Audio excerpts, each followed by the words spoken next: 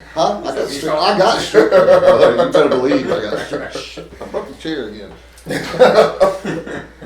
I'm not that big. Is this how this usually goes? Yes. Oh, It starts well, like yeah. this. Until he breaks the chair. I gotta break the chair at least once. I think he breaks the chair every week. every week. And then I'm good.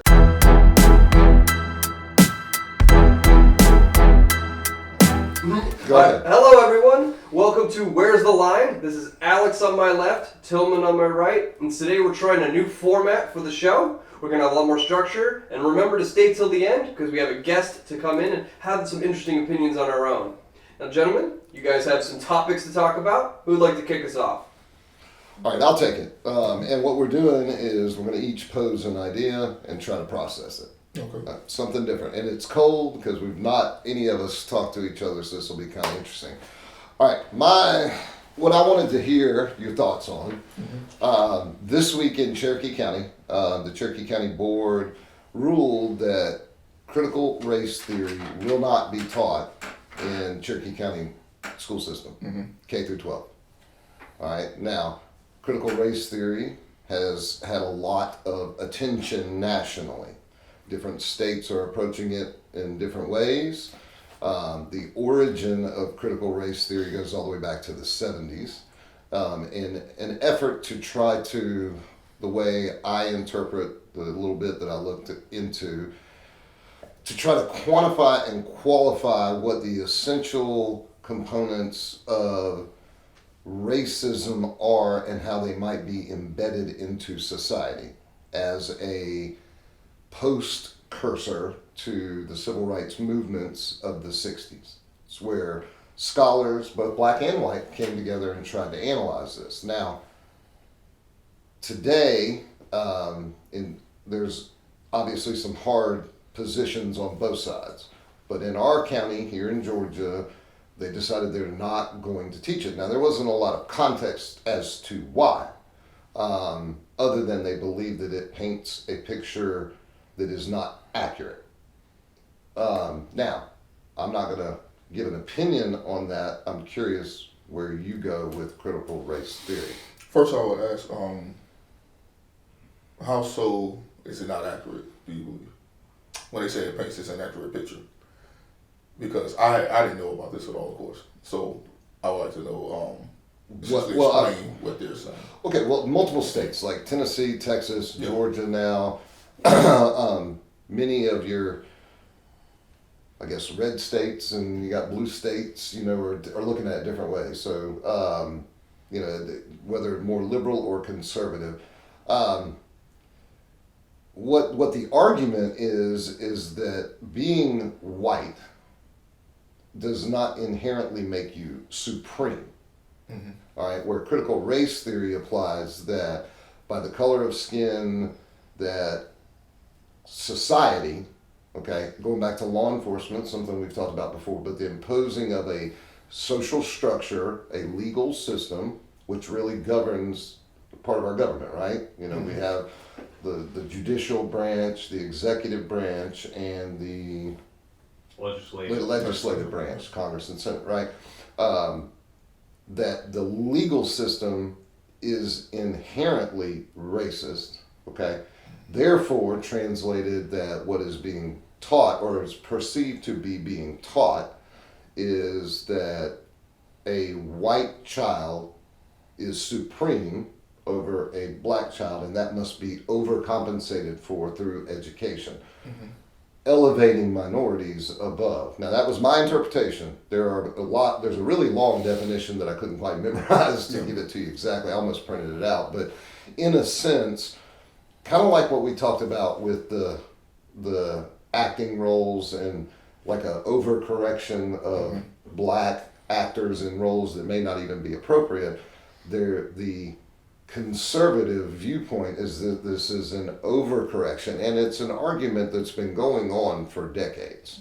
So where that's the part that may not be true, if you're asking me, because I don't think you can correlate the development and evolution of the legal system as it applies to race in America to two individual young children, one white, one black, and say one believes that he's supreme over the other, therefore we must elevate this one above that one. Isn't it equality? All men are created equal. Now, you can go back to the Constitution. Yeah. It may not have meant that exactly then, Yeah. because it was white landowners, etc. I understand that. But if we are going to let the evolution of a malleable document like our Constitution guide us, and that all men are created equal, is critical race theory an overcorrection? And I think that's what people are arguing. Well, I would approach that in the same way I did with the movies or the television shows. Right. It may be an overcorrection, but it's an overcorrection that is necessary until we can get to a point of equality. Where you're looking at is people saying, well, they're elevating this minority over this white person, and that's wrong because this white person already feel like they are at the top. Does an 8-year-old white child feel supreme over an 8-year-old black child? It's possible. That's possible. We're taught differences in Based our on skin. race, based on skin color, It's not possible. economic differentials based on. It depends on how that child is raised. I.e., that child may not even with skin tone. You don't have to have that viewpoint as a child. It could simply be, well, I have nice clothes and shoes, and that one doesn't, so I'm better than you. And that in itself, the economic difference can be something that still boils down to race. So we're talking about the setup of the way our government works within America and marginalizing minorities. So as long as minorities are marginalized, they're going to be in a less economic situation. So therefore, it leads directly to that idea for an 8-year-old boy who just think, I got better shoes or I got better clothes, so therefore I'm better. I don't get free lunch, therefore my parents are better than your parents. And that child may not be thinking, well, your parents are black and my parents are white, and that's why this child may just think my parents are better. And not recognize that this kid's parents may actually be smarter, they actually may be more talented, even more educated, and still not given the same opportunities. So no, that child doesn't have to feel I'm supreme because I'm white. He doesn't recognize all the things that encompass being white that would make him feel supreme. But isn't that more white privilege component than it is a critical race theory, applying that inherently because he's white, that he's racist, or that the system is racist because it's a social construct? Akin to Marxism is the correlation that the actually CNN article that I read made to the original concept of critical race theory was akin to Marxism, an attempt to apply a socialist mentality across the board. Because if you're talking about things like clothing and free lunch and so forth, that goes more to our economic structure in our society, not racial tension, because it was born out of critical legal theory. That's where the legal system was reviewed in a racial construct. Now, race is being reviewed under that same pretext. So it's not the capital part, it's not the financial part. It's the theory that America is racist is what the takeaway is. Yeah. And that's why I think you're finding people pulling away from that concept. Well, that's why I spoke on the economic side of it, because it's only one of the few ways that racism in America rears its ugly head. Manifest, right? It shows it in multiple areas. And so to me, it's, do I have to have a child believe that it's because of their skin? No, because I can show them all the other things, as well as to the point of when you speak from the education side of things. Well, when they open this book and they see presidents, and they're all white till you get to Obama, Right. that can, without processing it purely, like without really thinking about it for myself, I can say, well, to be a president, you have to be white, or it helps. That's a Very that's a fair statement. And so then you can go into your creators and inventors or whatever else you have within your history book in itself, or who's teaching you your sciences and your math and how that works out as well, which is going to be white women, and then that kind of leads into another conversation of daughters of the Confederate and how that all set up in the South. But anyway, outside of that, Chase that rabbit.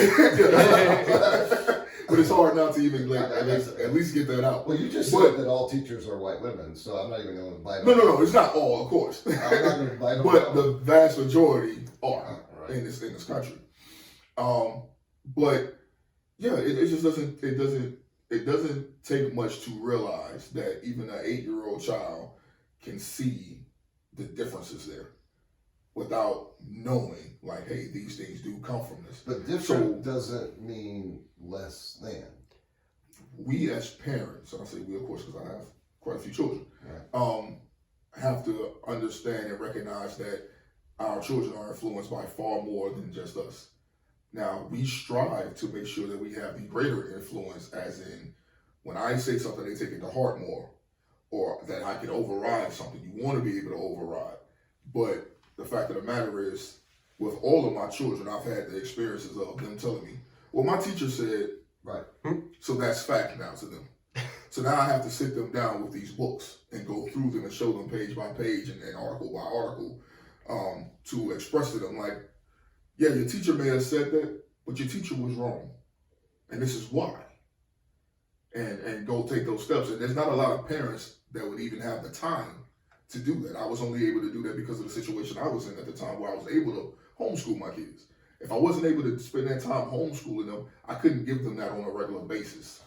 Mm-hmm. So, but now the course that I'm right, but then we're saying that the school system and or by default the teachers and the teachers association who create the curriculum therefore get to determine what is okay for your child as it relates to cultural and social constructs, I guess, meaning how they view it, because that would bother me.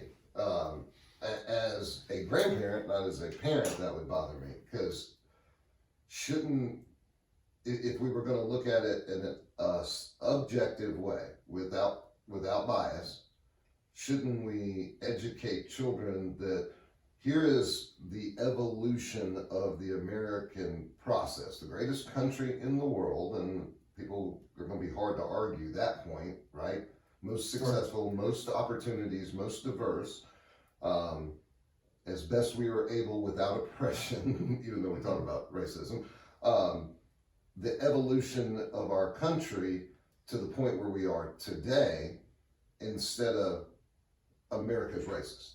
And this is what we need to do now to correct it, meaning the 8-year-old white boy is wrong and the 8-year-old black boy is empowered above, instead of promoting equality, which is honestly what I remember from school. The issue that I have with that is, if we're acknowledging that this 8-year-old white boy is already above and we're trying to get them even. I'm not saying he's above. Okay, what I'm saying, if we're saying, like, if they are saying the ideal is that this white boy may feel that he's above and you're trying to get them even, like, you have to lift this person over here more to get them to the point of being even.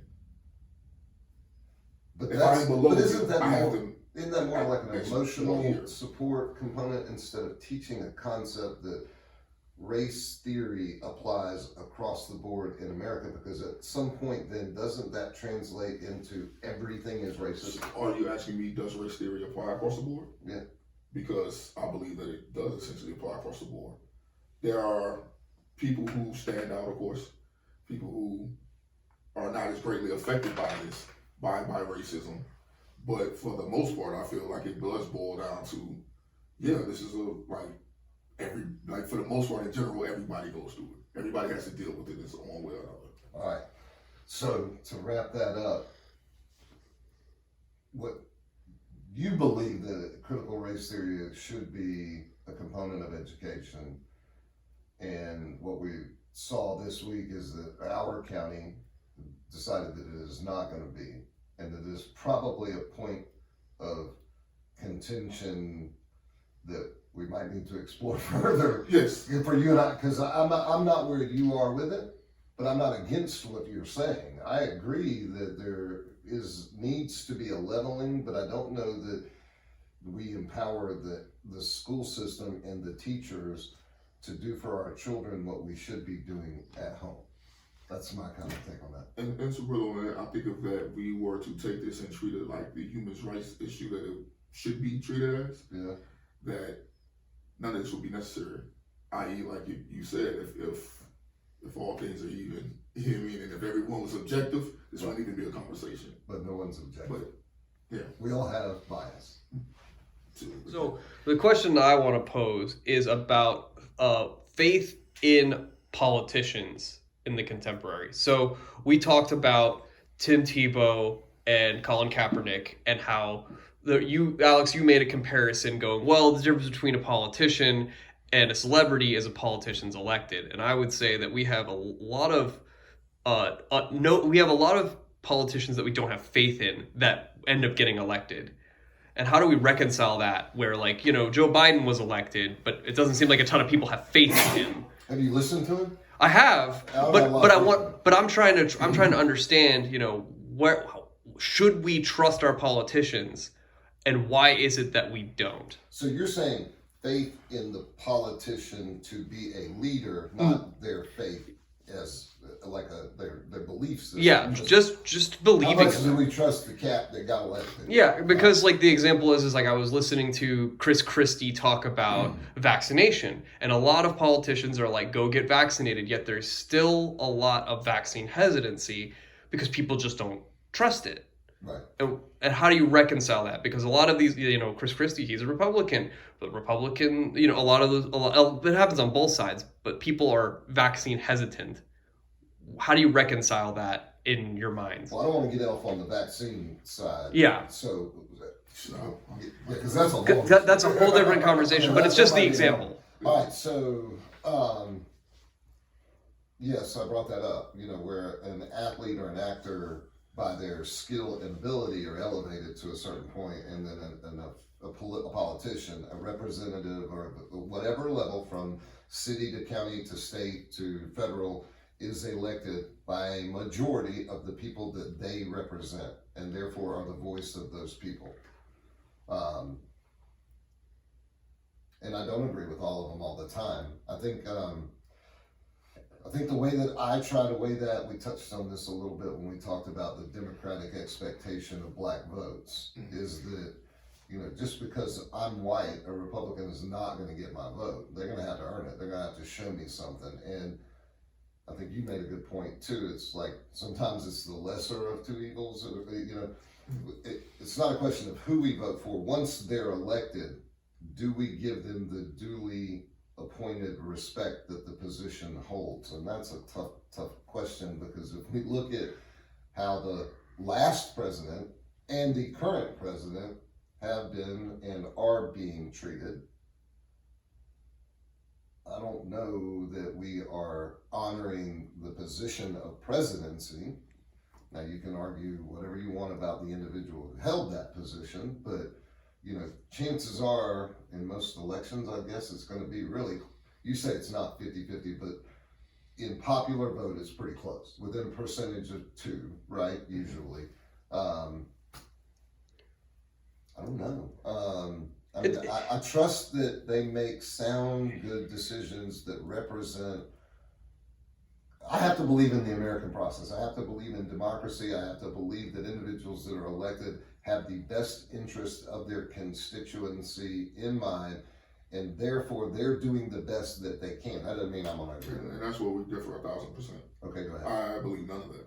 I don't believe in the American process. I don't believe that our politicians have our best interest at hand. I don't, to me, it's all a money game when it boils out at the end of the day. It's a money game, it's a power game. Power produces more money, so therefore we chase the power through politics. Most politicians are lawyers. When we talk about lawyers and we look at lawyers, we think liar, and I think that's normally the first thing you think about. And then our politicians are the ones who tend to do that well enough and go on to have great power. where they sit around and they debate or lawyer arguments all day long. So I don't, not only do I not trust politicians, but I don't trust that system already as designed. So yeah, it's not even much. Well, I want to speak to the lawyer point. One, I might have agreed with you years ago, and particularly with some of the adventures in my life, some of them that I encountered. But as over time, I've gotten to know some attorneys, different practices, different levels, and what I found is that there's kind of like everything. There's good ones and there's bad ones. So I don't want to say lawyer equals liar. No, I don't like an ambulance. Lawyer doesn't always mean liar. Right.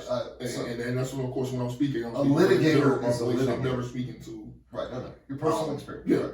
Right. Why don't you believe in the American system? And that's my question. Why not the system of democracy where, a popular vote determines a representative who goes on and, from a small county in Georgia, or a collection of the small counties in Georgia can get the popular vote and go on to Washington, D.C. and represent that district. Why don't you believe in that? I mean, that was part of the founding components of America. Well, for the most part, like always with me on most of these subjects, there's two sides of it. There's always the racial side and the financial side. On the racial side, I can throw that out real quick and just say that the system wasn't designed for me. Now that I'm done with that, on the financial side of it, we buy votes. Like we market. There's marketing involved. Someone who I told you that my belief was in Bernie Sanders every time he ran, and that he had no opportunity because he just wasn't going to have the money. Period. To compete. He had no chance of winning the Democratic nomination. Period. And so when you know that you're in a system where you're allowed to essentially buy votes, which is through the marketing or through the donations or whatever you want to call it, it's still buying votes. And as long as that is a part of our democratic system, no, I'm not going on. So what do you do then? How do you navigate that if you just don't believe? So your representative from this area is... But that's why you always end up, that's why I personally feel in my lifetime have always ended up in a situation where I'm voting for the lesser of two evils. Like, it's always that. Because if y'all can buy votes, to any person that I believe might be legitimate, what is the chances of them being able to make it? Because they're not already ingrained within the system. So you're saying... i.e. the same reason why a lot of Republicans said they went with Trump. Because they felt like he wasn't already ingrained within the system. Right. He said he was going to drain this pool and all these other things. And whether or not those things happen or not, whatever. He definitely should things out. But, that was the ideal there for supporting that. And I don't feel like we've ever truly gotten that. Yeah, and that's the reason that's the reason why I posed the question, is because, growing up, you don't think or assume that politics is going to hurt you or anything like that. It's all supposed to be, to better ourselves as communities and as a country. But, as you get a little bit pessimistic as you get older, and I just don't know how to reconcile the lack of faith in individual politicians beyond like the ones that have mass appeal. Trump had a huge base. Bernie Sanders has a huge base, but but then you're looking at random other senators, representatives. You just assume whatever you heard about them last in the news, which then that means that the media is informing your opinion of these individuals. All right, now that I like is a point that I think we should challenge everyone, and maybe I would argue we all need to do it better. I know I probably need to do it better, but I can't tell you who my county representative is in our state house. I can't, and I should be able to do that. My district, right? I can't do that. I think I know the two senators from Georgia, but I can't tell you all the congressmen that are from Georgia. And I think that this is my old argument, if you don't vote, you don't get to argue kind of thing. And that's an old phrase that everybody says, you can't bitch if you don't vote. I also, if we're going to talk about the faith in the politician, we should educate ourselves more about the politician. See, like when you bring up Bernie Sanders, the first thing that comes to mind about his historical kind of position is his alliance with Fidel Castro in Cuba and how he thought that model was just wonderful and he wanted to bring it to America and apply the socialism model to America. I just can't. If that's the foundation of everything that comes from him, then I can't get there. Now, if he wants to pay off my student loans, I can get behind that. But I mean, other than that, I can't get there. So we all could educate ourselves better about the local, regional, national politicians that we have, so we have a better understanding of who that individual is. Well, I did want to say though, to go back just real quick on the Bernie Sanders side of that. If we were to go back to the conversation that we opened with, where we're talking about making these two children equal, right? That's socialism. So like that like the idea that we already don't embark on socialism to me is like no, that we are created equal with the same opportunities. The fact, the way that our that's separate, but our economy is structured so that any one person could obtain whatever level that they're capable or willing to work hard for, but that's different than the political. What I'm saying is that the point of that conversation, or the point of them deciding whether they wanted to implement critical race theory or not, is to be able to show, essentially, in the education system that y'all are equal already. We're going to show the equality. So we have to either take something away or add something to it to be able to show you all that. Therefore, we're making a move towards socialism to show equality. Which is, anytime you're doing anything for equality, I mean, it does relate back to that, and that's the only thing I wanted to point out. I don't know that equality equals socialism, but I think that goes more to Elliot's point, is then us better not knowing. Equal to, but it is a component of. Okay, but better knowing who our representatives are, the people that we voted in, then would help us make a better choice. Because if someone is more radical in one way or the other, I don't care which direction, we might go, okay, that guy doesn't need our vote or my vote, and we can choose someone closer. Because I think when we have these talks and we're talking about the politicians that represent us and ultimately their votes that influence our community, often where we disagree, I think we're talking about the extremes. You and I, like we've talked about too many times, the differences are very close together. I don't know that I'm going to get on board that equal means socialist. Okay, I'm not going to get there because that puts too much power into the government, and every application of that internationally has created very destructive governments that kill their people, that try to conquer others. I mean, China is a socialist country, and they take everything you got if they want it, and if you disagree with them, they put you in a camp. And if you have to toe the line of exactly what the government orchestrates, and they might feed you, but that's about it. I mean, there's other socialist countries that if you go to an internet cafe, there are 7 websites, like stuff like that, where you're that oppressed. Everything is monitored. So the faith in politicians, I think I think media has done a lot to undermine that too. Because you might vote 100 times in what most people would say is a moderate way, thinking about both sides, looking at both sides of an argument, but you come down firmly on right to life. And you say, it's hard for me to get, that's a tough question. And as a legislator, you or I or Elliot, we might vote a way. And that one vote, which is a big vote, that's a big topic, changes everyone's opinion of you. Yeah, but that's a problem in itself when we talk about politicians as well, is that they have to adjust for those things. A politician that is a Democrat may feel like, nah, it's not okay to kill babies. But I'm not going to get the number of Democratic votes I need if I come out and say that. So now I have to market to people that I feel like that abortion rights are important. Pro-choice. I have to be that way. And so when you have... So you're saying that a politician would go against his own belief system to get a vote?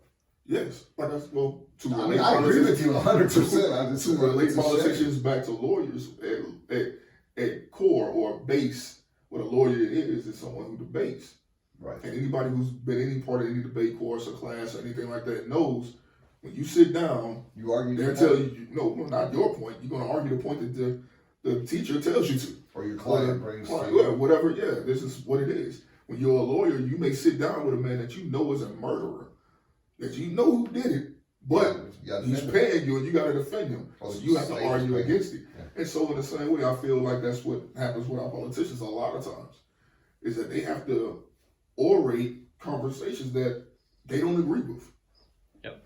Yeah, just to wrap that up, I do think that it's also the messed up part where you are required to do more research on the smaller scale local government and then still have to be able to read between the lines to see whether that person is truly genuine. And you could be wrong. And then many other people could have the opposite opinion. So I think it's a very difficult challenge to the average American person. The view of politicians is an interesting topic, and our faith in them, and I think you can't deny the effect that media has on that, and then what you're talking about, saying kind of like a flag blowing in the wind. If the wind's blowing that way, that's their opinion this day, and if the flag's blowing that way, that's where the character and the content of the individual is more what I'm going to get behind than the topic of the day: critical race theory, abortion. And I would always argue, really, with a cap off my viewpoint on that, is if we really cared, we would just have the best and the brightest in these positions. It wouldn't be about their. Then who gets to determine that? Just. Hey, that's it. We're gonna cap it off there. The thing that has stood out the most to me, and then I feel like relates back to our situations here, is internationally. I've been looking at the conflict, of course, between Israel and Palestine. Good topic. And the reason that I bring that up is because when I see that, I see racism, I see discrimination, I see segregation, I see apartheid that has gone on for, about 100 years, a little more than 100 years. Yes, people talk about things that happened before that, but mostly it started a little over 100 years ago. And I look at that and I relate it back to the things that have taken place here in America as well, or in South Africa as well. And a lot of I guess what bothers me is when I recognize how people line up with it here in America. Who supports Israel, who supports Palestine. And again, just like I speak on what happens with black people here in America, and I say, hey, when we say Black Lives Matter, that became a political movement when all it really should be is a human rights issue. Yeah. We should either look at that and say, this is right or this is wrong. We're protecting humans. We're trying to keep people alive. We are pro-choice. And so, amen. Yeah. And so that's the purpose, or should be the purpose there. But then when I see leaders of the evangelical Christians, which that bothers me, even saying evangelical Christians, because I understand what the word evangelical means. I understand what Christian is and what separates evangelical Christians from other Christians, which is this idea that we are only the true Christians because Christians follow Christ. They evangelize. But they were doing what they were said to do. So it's basically saying this group are real Christians. And I don't know. I don't know that it says that, but okay. I'm not, like I said, not to get too deep into that. But I guess more so, I wanted to get your perspective on Israel and Palestine, and that situation. Because for me, it was difficult seeing a building brought down for one man and the loss of life that took place from that. And so it didn't feel very tit for tat, as people have been saying it is. Okay. Israel is a sovereign country. It is recognized by the UN as a sovereign country in 63, 59, somewhere back in there. Israel is a country, okay? Palestine is not a country. Palestine is a designated group of people with religious and cultural components and so forth, but Palestine is not a country. They are a group of people, okay? Now, yes, the conflict between Jewish or Israeli people and Palestinians have been going on a lot longer than 100 years. And the way this current conflict started, the Palestinians shot rockets into Israel. Okay? Israel responded. They continued to shoot rockets into Israel. Israel continued to respond. Now, if Canada shot rockets into America, what would we do? We respond. Yeah, right, we would. And we would respond with overwhelming force. Okay, as we did in World War II, when Japan decided to they woke the sleeping tiger, is what they called it. When they came to America and they bombed us, we went and we took them out. All right. On 9/11, they came to America and they attacked us, and we went and wiped them all out. Still wiping them out. So the response of Israel to a Palestinian attack it's not tit for tat at that point. I think that what you have essentially is a terrorist attack on a sovereign country who is going to respond, and you ain't doing that anymore. And at some point, it has to be an overwhelming response to deter any future attempts. Now, does there need to be Palestinian and Israeli conflict resolution? Do they need to come up with some solution? Yeah, they do. But that's their thing. I don't culturally understand all of it. I know biblically the foundation for a lot of it, and I understand a little bit about the culture, but a group of people can't come together, whether religiously, culturally, whatever, ethnically, and say, we're a people, we want your country, so we're going to come take it. They can't do that. That's so that's how that went. Huh? That's how you believe that went. I believe that Palestinians just said, we want your country. We're declaring this Palestinian territory, and the Israel country said, okay, y'all can have this area. It's fine. You can practice your beliefs and your faith over here, but you're not coming into our country. You're not coming into Jerusalem to do it. Okay.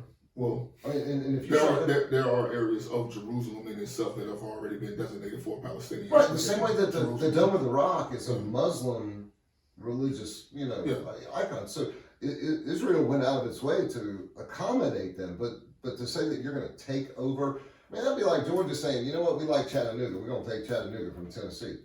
How do you think Tennessee is going to feel about that? The reason I went back to 100 years is because, well, and that's also something I was going to point to on that, but the reason I went back to 100 years is because you can argue the inception of whose quote-unquote land it was or why it took place and why things are going on the way they did. In the same way, you can make the argument of you saying Israel is a country and people, well, the UN designated it so, and that's enough to say that the Palestinians have to go. Regardless of the fact that they were there. They had to go. Well, and that's what I was going to say to you is that there were multiple Palestinian families who were quote unquote evicted from their home. Mm-hmm. These are homes that they've had since the 50s. And this is their land that they've been in.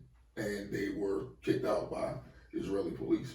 And I say Israeli and not Jewish because these are, like you said, it's a country. They're not. Yeah. So why are we speaking to the religion in that? And that's where where people say that country.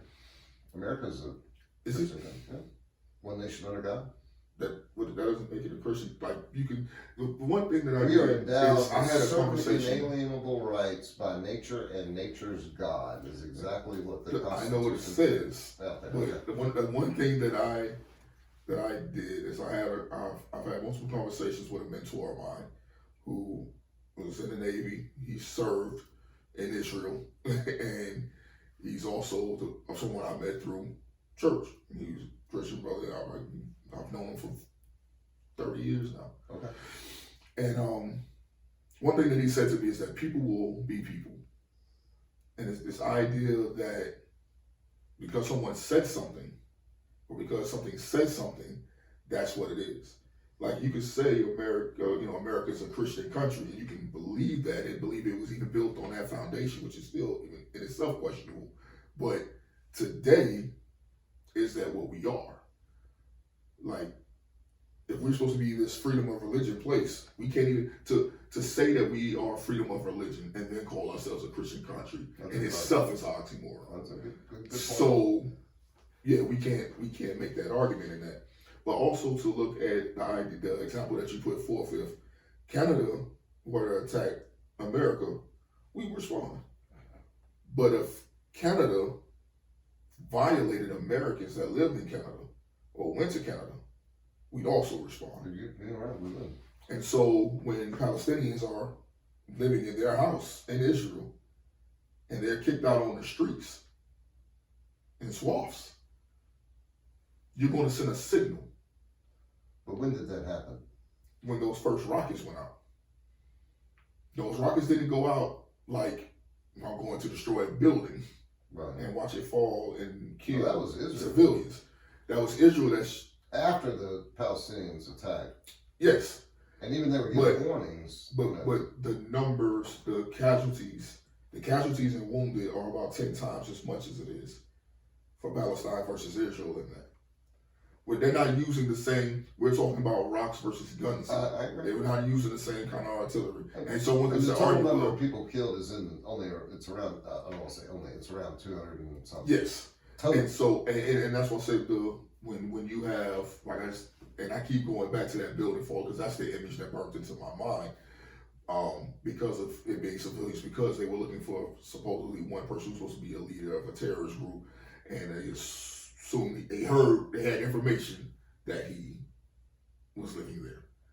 Not even that he was there in the moment that they did it. That's not what I heard. And so, okay. But I'm not privy to, Israeli. I guess the more sort of thing is that service packs or yeah, well, no, their intel. Yeah, well, this is what was being reported, right. and of course I wasn't there, so I don't know exactly. Right. But I do know that we're talking about innocent people who were collateral damage is always going to occur on both sides. Yeah, but when you take down a building, that's we're overstepping now. No, but they gave them plenty of warning to get out. I don't know that that's overstepping.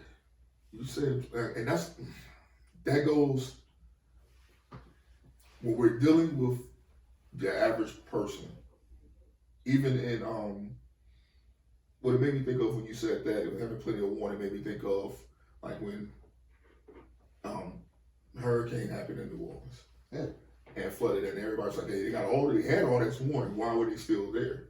But when you have nowhere to go, you don't know where to go to. Right. Then what are you supposed to do? Well, you can get out of a building.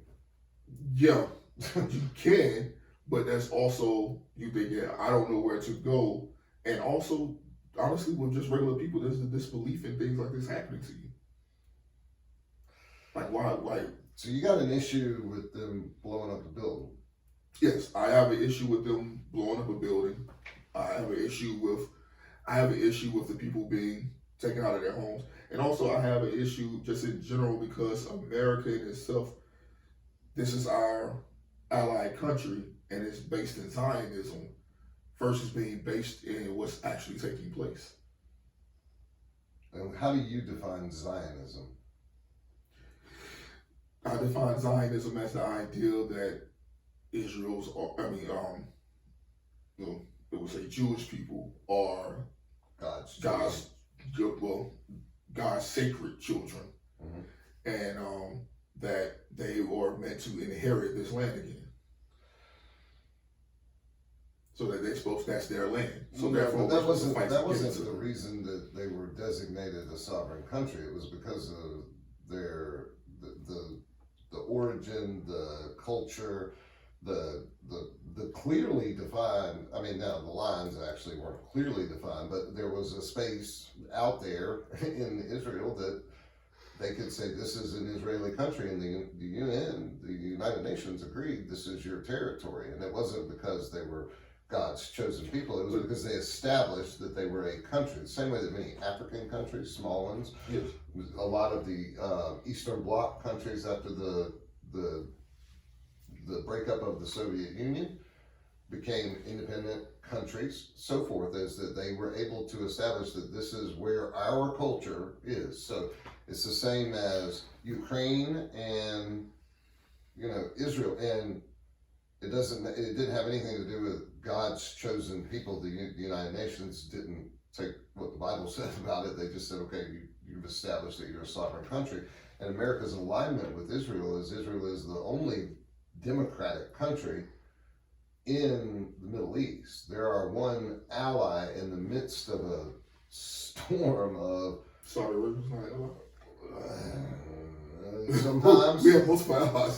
Sometimes, but you got Syria, you got Jordan, you got Iran, you got a lot of bad stuff happening there. And Israel, from an American perspective, that's a good friend to have, and we want to protect them because and also there's bad stuff happening there.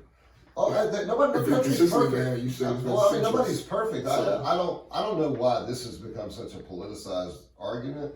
If a country shot rockets into America, we would blow them out of existence. Yes. If you throw the first punch, we're punching back hard. I mean, that was that whole thing about what North Korea or Kim Jong shooting a test rocket almost caused a huge problem for him. And if he had shot, under the last administration, he quit doing that because I think he got told this administration may not be holding his feet to the fire quite as much.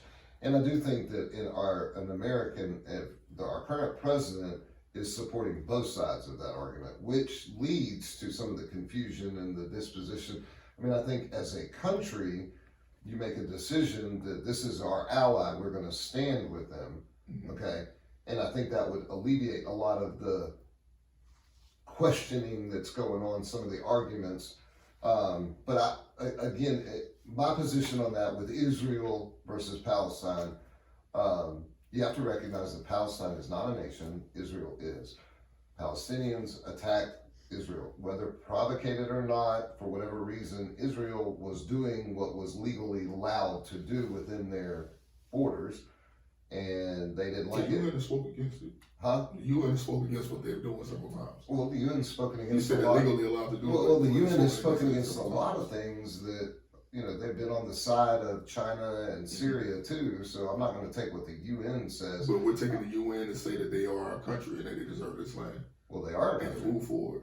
Okay, they are a country though. That's established. Yeah.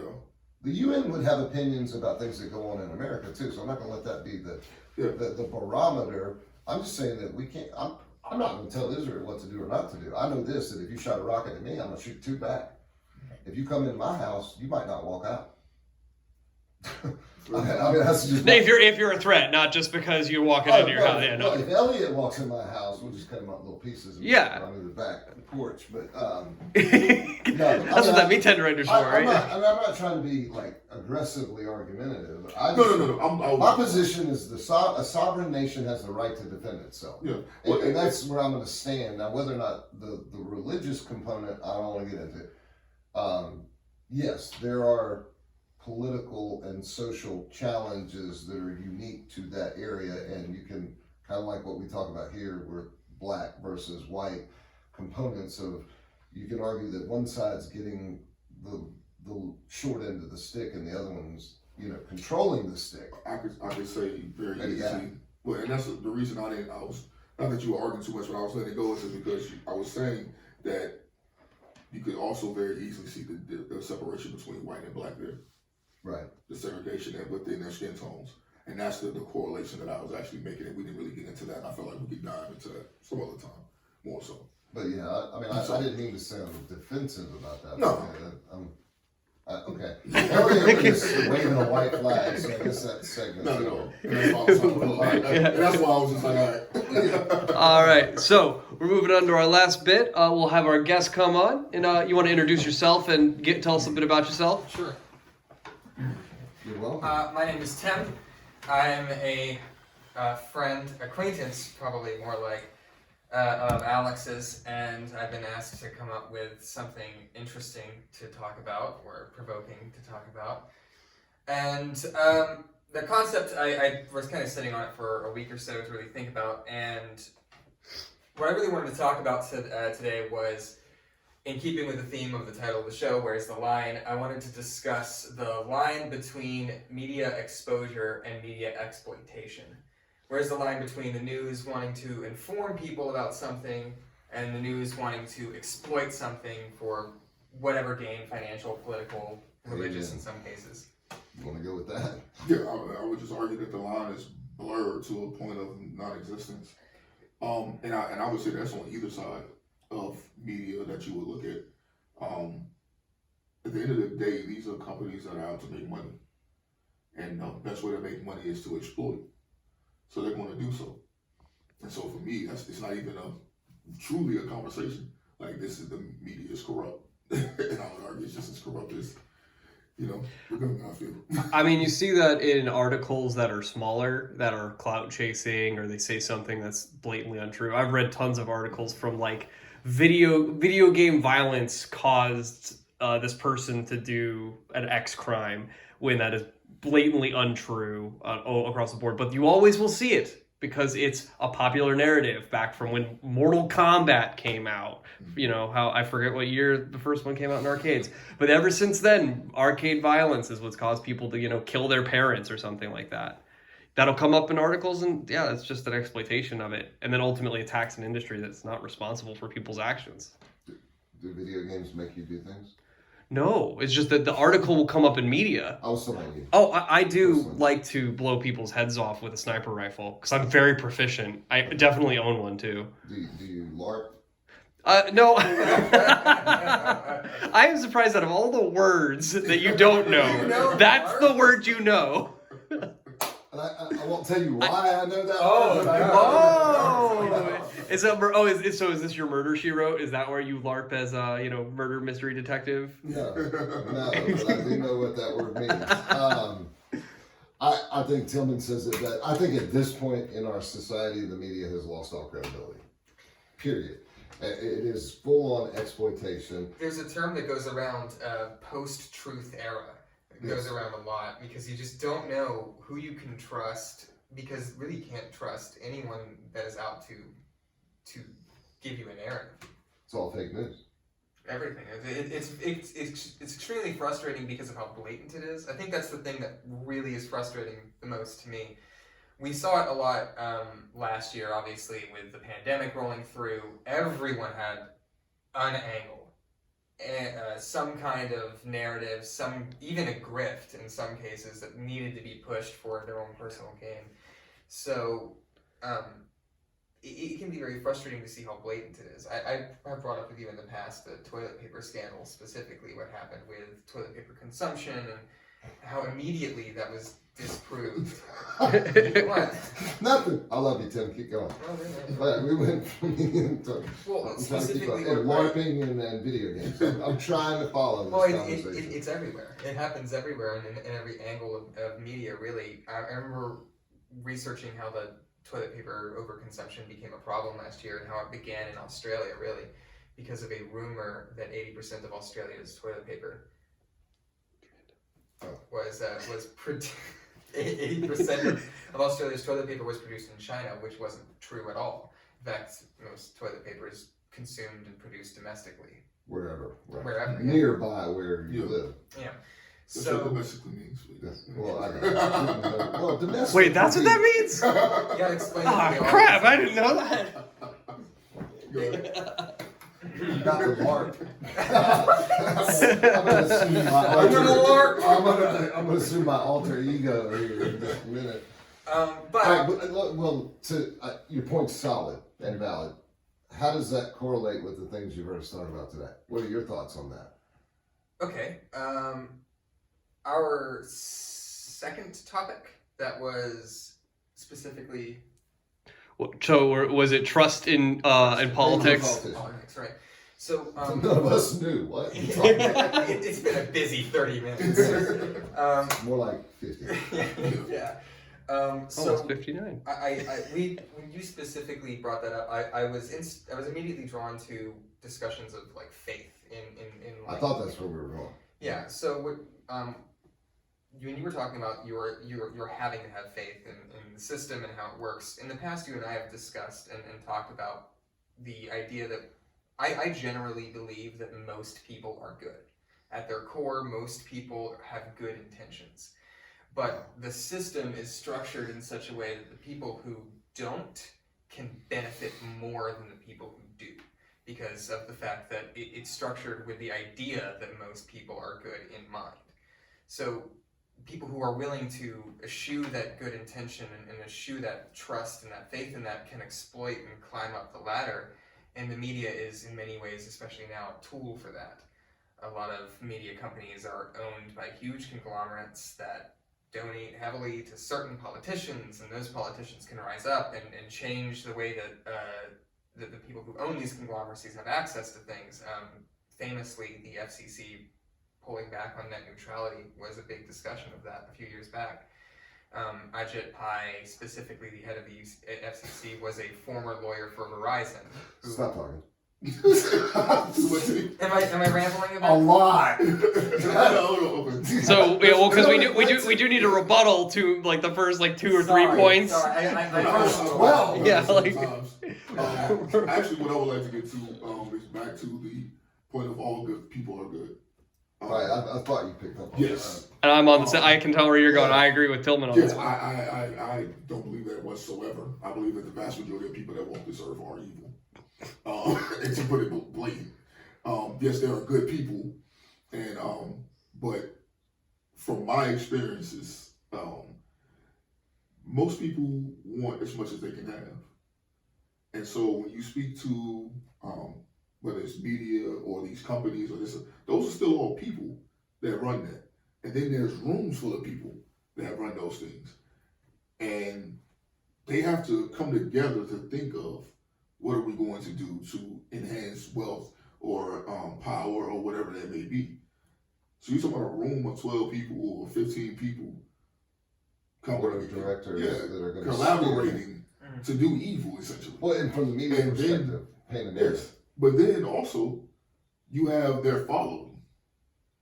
Whoever agrees with them, whoever willing to work with them or help them, or even don't even may know they do wrong, but I'll still buy the product, or I'll still watch the show, or I'll still donate to this cause because they may have something slight in there that's just that I agree with, that I know may harm others or may be against other people. So no, I definitely don't think that in general most people are good. I used to believe that, and I want to believe that. That's why I do tend to cling to the people that I do find that I think are good people, and continue to communicate with those people because they're far and few between. Thus meaning I only talk to about 3 people outside of my home. And they're all in this room. 6. The very existence of a short form way like LOL to say is KYS is the very existence that the fact that you could say you just type KYS and someone knows what that means is proof that people are evil. Yeah. KYS stands for kill yourself. Oh, I didn't know that. Yeah, and like you saying that, and that's perfect because essentially what that is saying is that the internet lets you know that the vast majority of people are good people. So you believe then that an exposure to even more people can bring that evil to light? Oh, even more so. Yeah. Because more is accomplished with the more people you have. You know, I actually and that's see that that mentality. So I may be weak alone, but if I know this person and this person have, one of them can have that wolf mentality, but he got just a couple of people with him that's willing to follow, I'm going to join in with that. Because that helps me with, essentially it's like it helps you to survive. So I believe that's more into our natural instinct. It helps you to survive, to essentially be rotten. You see what I'm saying? No, I see it, and I agree with that. I want to. Those are the ones that get ahead. I want to add to your concept that I still want to believe that most people would want to do good, but the foundational components of the Methodist denomination, John Wesley had the tulip model. Are you familiar with this in your Christian education? I heard it. Okay, well, I'm not going to go into what every letter means, so look up tulip as it applies to Wesleyan concepts of religion, but the T stands for totally depraved.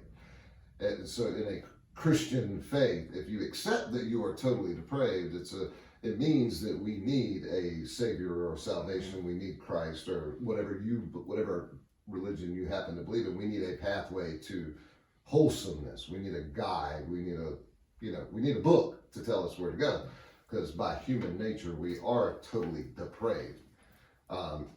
Christians use the terminology in the flesh. We live in the flesh, so we have fleshly desires. What we struggle to do always is overcome that. And if we're talking about media, if we're talking about standard business practices, if we're talking about driving in Atlanta, I think you see examples of the total depravity of man. And That's a great way to describe Atlanta traffic. total depravity, yes, at certain times. So to correlate that back like you did, Tillman, I think media, they're serving their own purpose. And I've got a great discussion about this because it applies, like, there's a sociopathic construct there and there's a psychopathic construct there that works within media, because we think of the term psychopath and we think of serial killer and other things because that's sensationalized. But more often than not, one of the key components of a psychopathic pathology, behavior pattern, is the lack of empathy.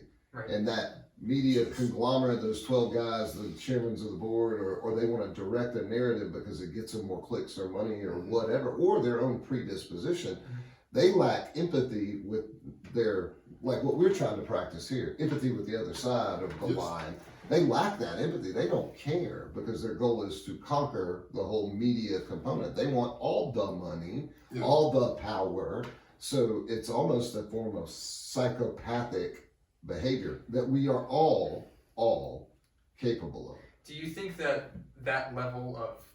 achieving that level of power kind of allows that psychopathic behavior to come out, or do you think it's the psychopathic behavior that creates those positions of power?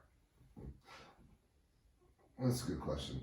Is that chicken or the egg? Is it kind of Yeah. is it kind of isn't that I think that the positions attract those that tend to have those psychopathic tendencies, but the business or the industry in and of itself is psychopathic. It's kind of like, if let's say a corporation designs a device that is a life-saving device for African Americans who suffer from high blood pressure, which is a common theme in adult male African Americans who are black. They create this new device. But in the process of creating that device, it creates a toxic byproduct. And that toxic byproduct is leached out of their plant, and it contaminates the water that goes and affects this small town. It's just a good little rural town in somewhere in America, and those families have lived on those farms for hundreds and hundreds of years or whatever, but because they're doing something good, they think, because they're saving lives, but it also is making them a lot of money because it's Medicare, Medicaid approved, and doctors are prescribing it and they're using it. There's this perception because of a media platform that this is a good company. In the end, they throw a few dollars at these families, they kick them off of their farms. And now, where is the psychopathic behavior in that? They are going for their market share value and how much money they can make off their device. They have an identified population, and it's a good thing that they're doing because it's saving lives, but yet they willfully do that to a community. So the company creates the psychopathic behavior. The individual that comes along to run that company has to align with it to promote share value, because ultimately that's the value of the company, and that equates to money. So yeah, there's a lot of ways that gets spun. Yeah, and I would agree with that, but also on the original question that you asked there, we did kind of pass it off as a chicken and egg, but the more I thought about that, I don't think it's a chicken and egg situation. I think it is a situation where, like you said, from a religion standpoint, in Romans it says that you are born into sin. Yes. So how could you want to continue to live in that way? So if you take it from a religious standpoint, we're born into sin. But we also do want to do good. Everyone wants to be able to do good and to do better. Once you put someone, though, in a situation where they see that they will thrive by doing wrong, they will do wrong. So we can convert back to our natural, inherent, fleshly, evil perspective on things. And when you have that And- degree of power, and is less restricting you, less keeping you from Well, actually yes, having to be more. Well, and that's why I always say that, like I said, with police, power corrupts. You know what I mean? And absolute power corrupts. And the more absolutely. power you get, the more corrupt Yes. you become. But I think in the end we can all agree that, thou shalt not kill is probably a good thing. Yeah. So, but the measure of goodness of man is a real interesting discussion. We might get Yes, into it some other definitely. time. But yeah, media, I think, has lost all credibility. And thus, I guess we lose credibility because we're using media to do this. Whoa! Mind blower. But we are intentionally trying to be mindful of our brokenness about perceptions of race and influence and politics and all the pieces that affect us. We're intentionally trying to rectify that. Not rectify wrongs, because you're not wrong about everything. I'm not wrong about everything. Elliot is wrong about everything. That's okay. We love him. Anyway. Oh, I like things. We love you anyway. Tim is, from now on, he'll have to orchestrate his sentences in a more linear fashion. But, Hey, I'm not the one who does this. but I think the fact that we're actively looking for a better way to do it maybe sets us apart a little bit because we're actually doing it and we're not benefiting. All right. Well, you want to close us out, or who wants to close us out and say? Would you like me to say a prayer? No, I'm okay. Never mind. I'll say it. Screw it. Okay, everyone, thank you for watching. Now, if you had any questions or comments, please put them in the video down below, and we will address them as they come up. Yeah, please don't forget to like and subscribe. We forgot that we have to start doing that now. There's a bell you can ring somewhere around there as well. Oh my God, this is so natural. Anyway, thanks for watching, everybody. And comment. Oh, and And we'll reply to comments. I think I I. have Haley's comment, but I comment. Oh, there's a Just comment? making sure, it's not a shooting star. It's, You guys gaslight me all the time, whether I think I said something or not already. Anyway, Type in something. exactly. Oh, okay. Trying to help you out. I got you. Thank you. everyone have a good week. Bye bye. Bye-bye.